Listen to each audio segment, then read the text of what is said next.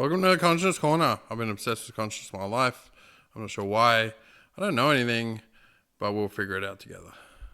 I don't know, it's one of those days. I'm more confused than I have clarity. And sometimes that happens. Some days you wake up and everything is just rosy. And you've got this clarity about life and everything is good.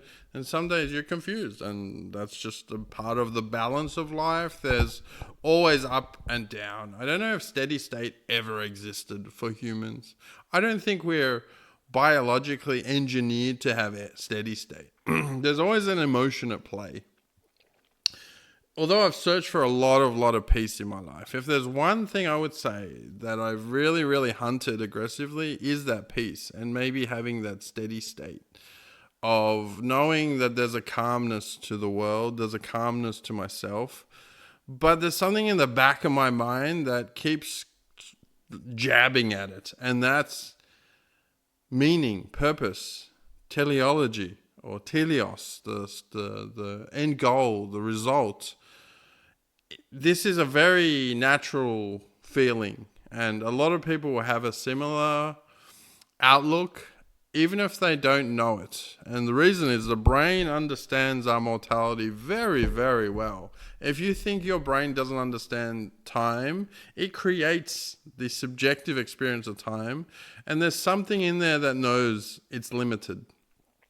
And this is part of human history as well. We write books about cheating death and staying alive and time running out and our mortality. Like it's embedded in our culture. But individually, then it brings up a lot of that jabbing of, hey, what's going on? Are we moving towards something? Is there a purpose to this whole life that we see? Is there a purpose to the universe? Is there a purpose to me? What is the meaning of meaning? And you can get into this cycle where it's just, there's no clarity there. And the reason I go down this rabbit hole once in a while, and it's not a bad thing, it forces me to upgrade my thinking. It forces me to upgrade the way that I'm approaching life so that I have some sense of calmness about me, some sense of peace. In reality, I am 1 in 400 trillion chance of being where I am in life, being born at the time I was. If we trace back the cause and effect, which cause and effect is a principle of our universe, something will always lead to something, and we can trace that back. You can theoretically trace me back to the Big Bang and map out. It would be a long mapping at our scale, but at the micro scale, it wouldn't be a long mapping. Would there be trillions of events, trillions and trillions and trillions and trillions of events that led to me being here? That itself is phenomenal. It brings a lot of gratitude into my life. I feel very blessed. Great, yes. But also, life itself has engineered in a way that is incredible. The body and the mind and the brain, how it all comes together so that I can form a single thought is incredible. The 37 trillion cells in my body right now are using ATP, which is the energy source, essentially to keep every single cell doing what it does. And if any part of this machinery breaks down, I am done.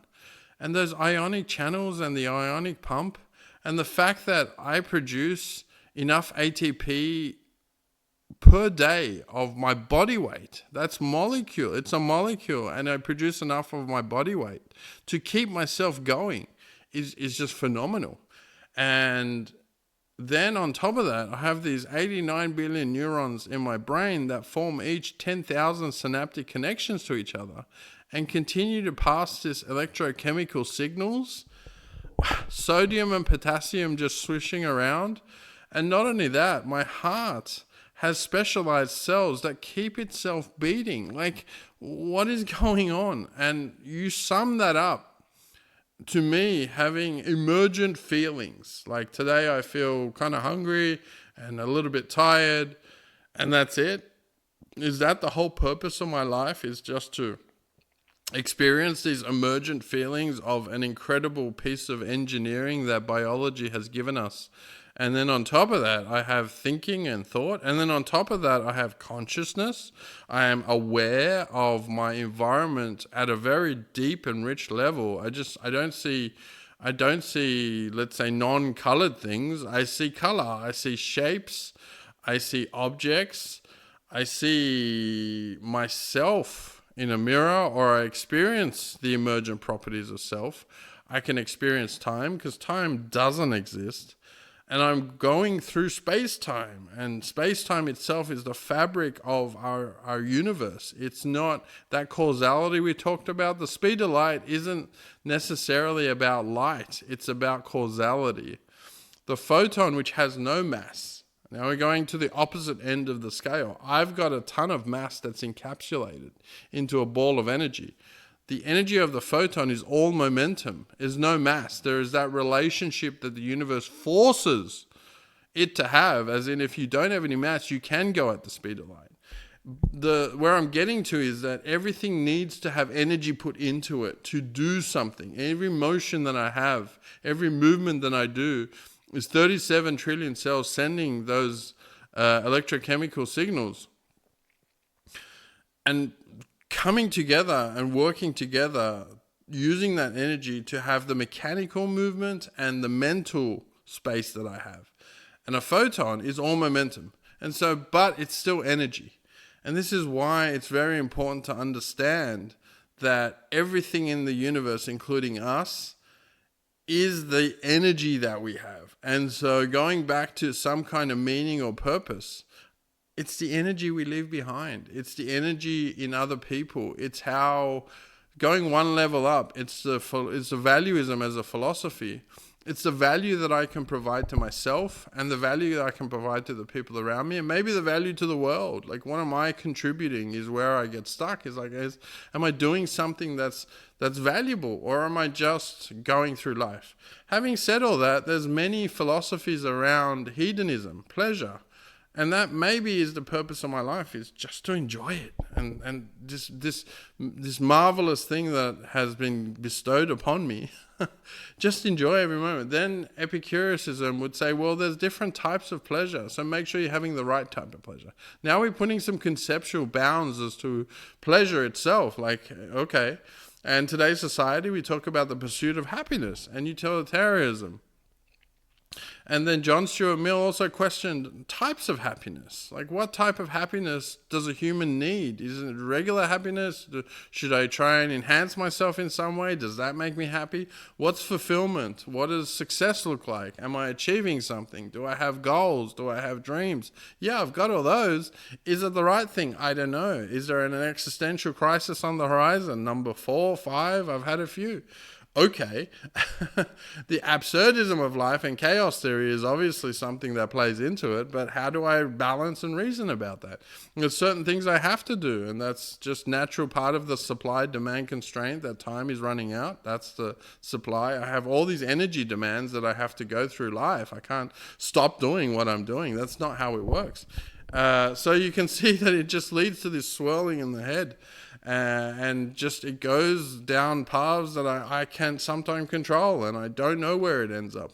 All I know is maybe I should be a good person, and Aristotle touched upon this when we talk about morality then, and values, especially in valuism and value theory.